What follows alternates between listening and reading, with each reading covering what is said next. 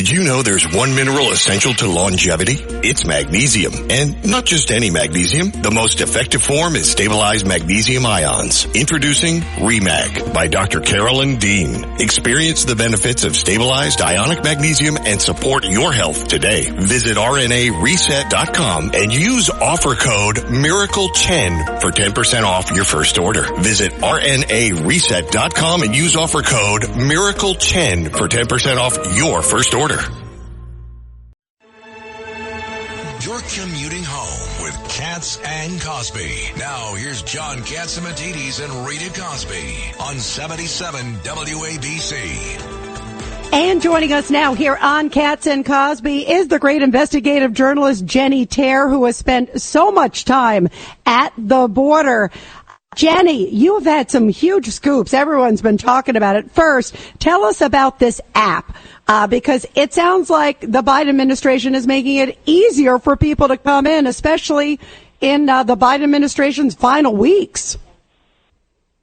Well, right. So the point here is that ahead of Inauguration Day, the Biden administration is trying to push through a couple of lax programs for migrants, specifically for monitoring them. So one of the ways that they're trying to do this is they're trying to take the reporting requirement that migrants have to go to an ICE office, report in person for the most part, and that's how they keep records on them. Even if they don't show up in that case, they do have records on them. They have their names.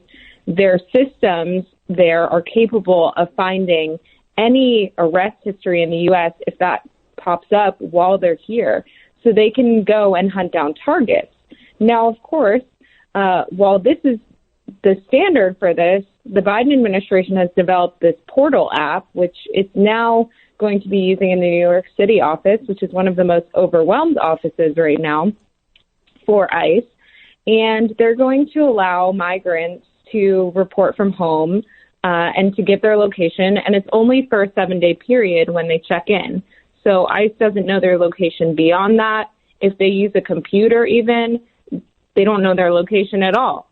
They just get a photo of them. So it's really a fraught system. And Jennie, let me ask you too, what happens about any of their outstanding, there's glitches, right? Like we may not even find out if they have outstanding warrants, past arrests, right?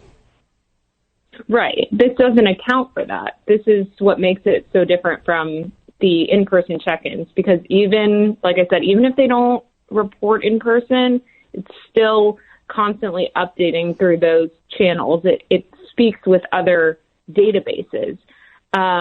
So they've tested this app. They've already run it through a couple of different pilots in different ICE offices, and they've shut that down. It's failed before.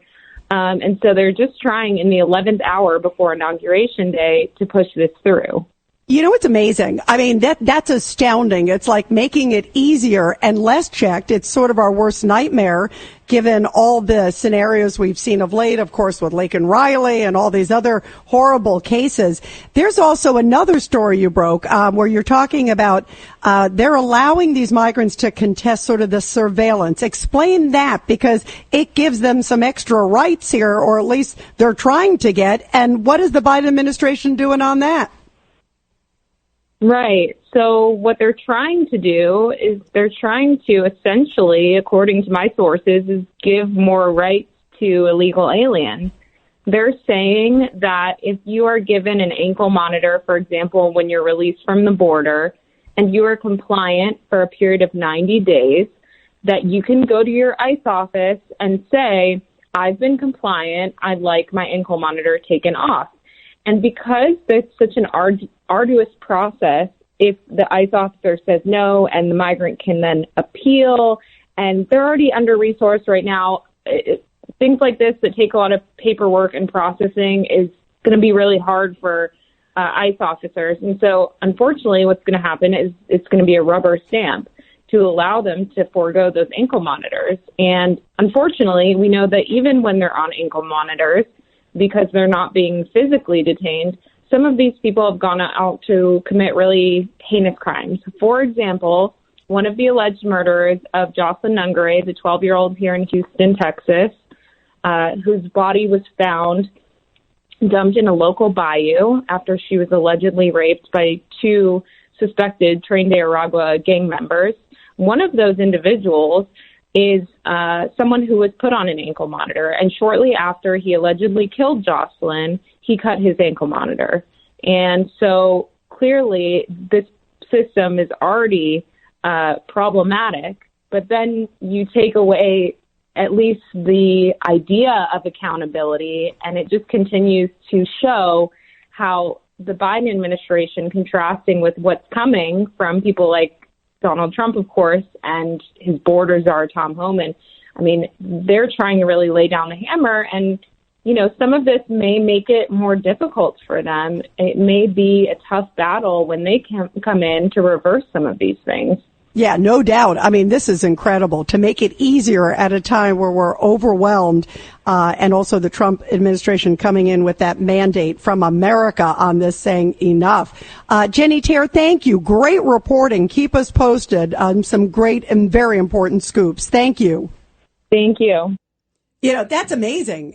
Judge Weinberg, when you hear this, that they're making it easier, to get here through this app, and then also easier to not be surveilled. I mean, that's, is there anything else Biden could do in his last, how many days is it left, John? Every day is another disaster. I mean, come on. Every day with this guy is another disaster. It is incredible.